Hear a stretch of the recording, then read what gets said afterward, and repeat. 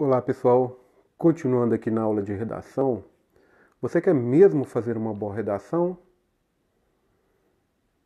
Então eu vou passar mais umas dicas e depois dessa aula, mais ou menos daqui uns, acho que semana que vem, nós vamos fazer uma redação onde que envolve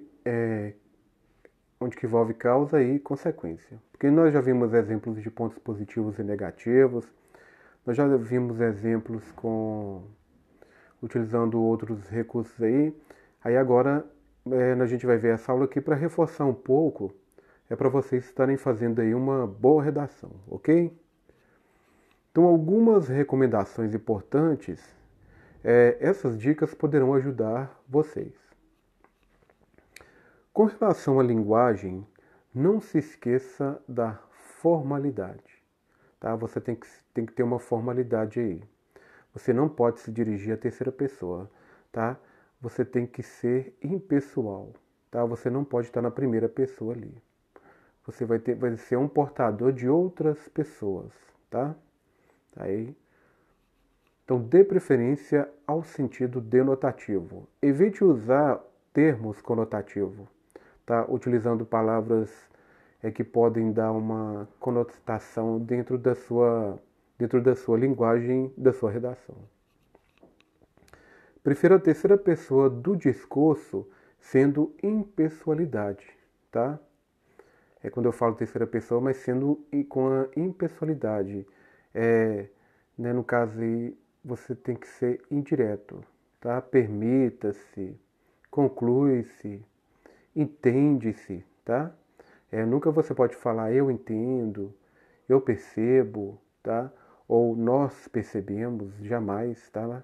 No caso, tem que ser a terceira pessoa mais impessoal. Dispense, tá? Nunca use em uma redação dissertativa argumentativa, principalmente em uma redação, os termos eu acho, porque você, quando fala eu acho, você não está passando certeza para o corretor.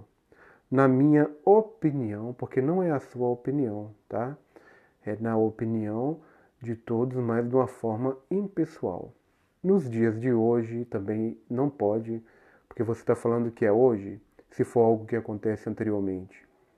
Hoje em dia também não é bacana você colocar isso numa redação dissertativa argumentativa. No mundo em que vivemos, também não coloque essas palavras na sua redação, tá? Você quer perder ponto, é você colocar esses termos aí em sua redação. Como os concursos são extremamente concorridos, evite colocar esses termos na sua redação, que isso vai ajudar muito, ok? Dispense, é difícil, se Deus quiser, é notório que, é fato que, em que se pede, tá? Evite essas palavras também. É difícil, se Deus quiser, é notório que, é fato que, em que se pede, tá? Porque ou é notório que, é porque todo mundo está utilizando esse termo na oração. Então tente colocar uma outra palavra substituindo ela, tá bom? É difícil porque você não pode dificultar uma resolução de um problema. Você tem que dar solução. Se Deus quiser, tá? Então, se Deus quiser, só se Ele quiser, não é se você não está encontrando uma solução para que a solução seja concretizada. É notório que é porque muitas pessoas colocam isso, então ficou um termo pejorativo, como se fosse uma cópia, tá? É fato que também acontece no mesmo sentido do é notório, em que se pede, tá bom? Então você tem que ser objetivo, você tem que ter clareza, você tem que dar preferências por períodos, frases curtas. Lembre-se da sua definição parágrafo. Um parágrafo é um agrupamento de frases relativas a um único assunto relevante em um parágrafo. Você apresentará uma ideia principal e a explicará, ok? Então lembre-se de você definir um parágrafo que é um agrupamento de frases relativas a um único assunto relevante. Em um parágrafo você apresentará uma ideia principal. Deu uma ideia principal, então explica sobre aquela ideia principal, tá? Faça tudo que você possa estar envolvido dentro daquela ideia principal ali. Você vai ter que apresentar a sua ideia principal claramente. Você tem que ser claro.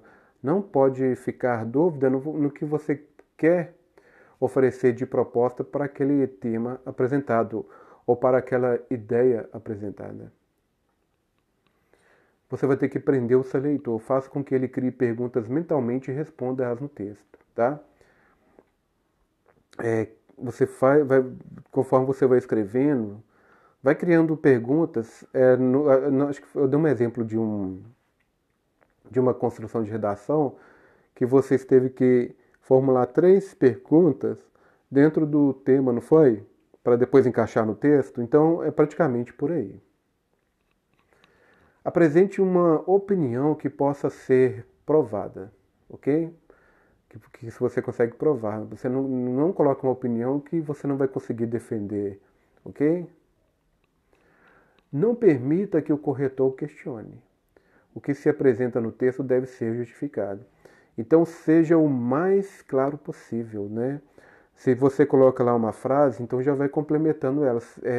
Vai fazendo perguntas para ela e já vai respondendo, tá? Fazendo complementações ali. Um bom desempenho na discursiva é consequência de boa leitura. Você tem que ler bastante dentro do assunto. Fazer um planejamento para fazer a redação, embora a gente já viu várias construções de redações aí, então a gente foi aprendendo a fazer planejamentos.